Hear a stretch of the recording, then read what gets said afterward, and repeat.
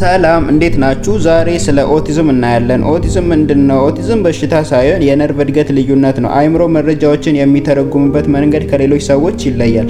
ልጅ ኦቲዝም እንዳለበት በምን ያውቃሉ? ብዙ ወላጆች ልጆቻቸው ባህሪ ግራ ይገባቸዋል። ልጄ ለምን ስሙ ሲጠራ አይመልስም? ለምንስ ብቻውን መጫወት ይመርጣል ይላሉና ብለው ይጠይቃሉ። ዛሬ በሳይካትሪ ሙያዊ እይታዬ ኦቲዝም ምንድነው፣ እንዴት መለየት እንችላለን የሚለውን በዝርዝር እናያለን። ኦቲዝም ምንድነው ለሚለው ኦቲዝም በሽታ ሳይሆን በአንጎል እድገት ውስጥ የሚፈጠር የነርቭ ግንኙነት ልዩነት ነው። ይህ ልዩነት ልጆ መረጃዎችን የሚረዱበት፣ ማህበራዊ ግንኙነት የሚያደርጉበትን እና ከአካባቢያቸው ጋራ የሚግባቡበትን መንገድ ይቀይረዋል ማለት ነው። አምስቱ ወሳኝ የጥንቃቄ ምልክቶች። እነዚህም አምስቱን የጥንቃቄ ምልክቶችን ካዩ ልጆ ኦቲዝም ይኖርበት አይኖርበት የሚለውን ፍንጭ ይሰጣሉና አንደኛው የአይን ንክኪ ማነስ፣ ልጁ ሲያወራ ወይንም ጡት ሲጠባ አይን ለአይን የማይገጥም ከሆነ። ሁለተኛ ደግሞ ለስሙ ምላሽ አለመስጠት፣ ስሙ ሲጠራ መስማቱን የሚገልጽ ምልክት አለማሳየት። ብዙ ጊዜ የመስማት ችግር ያለባቸው ይመስላሉ ማለት ነው። እናንተ ስማቸውን ስትጠሩ ስታናግሯቸው ምንም አይነት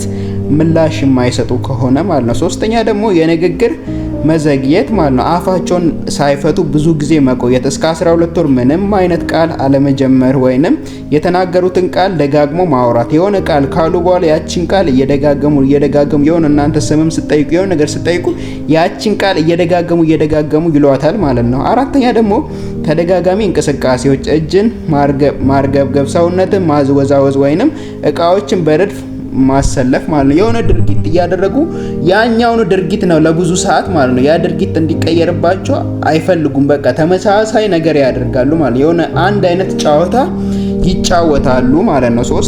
አምስተኛው ደግሞ ማህበራዊ መገለሎች ማለት ነው። ከሌሎች ልጆች ጋራ ከመጫወት ይልቅ ብቻቸው መሆንን ይመርጣሉ ማለት ነው። ብቸኝነትን ይመርጣሉ። በቃ ከሌሎች ከኩዮቻቸው ጋር አይጫወቱም፣ አይሄዱም እና ብቻቸው ማድረግ ያስደስታቸዋል ማለት ነው።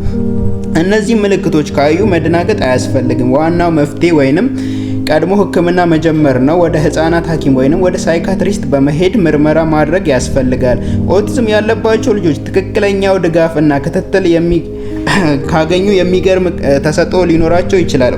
ስለ አእምሮ ጤና ግንዛቤ ማግኘት ህይወቶን ይለውጣል። ይህ ቪዲዮ ጠቃሚ ሆኖ ካገኙት ለሌሎች ወላጆ እንዲደርስ ሼር ያድርጉ።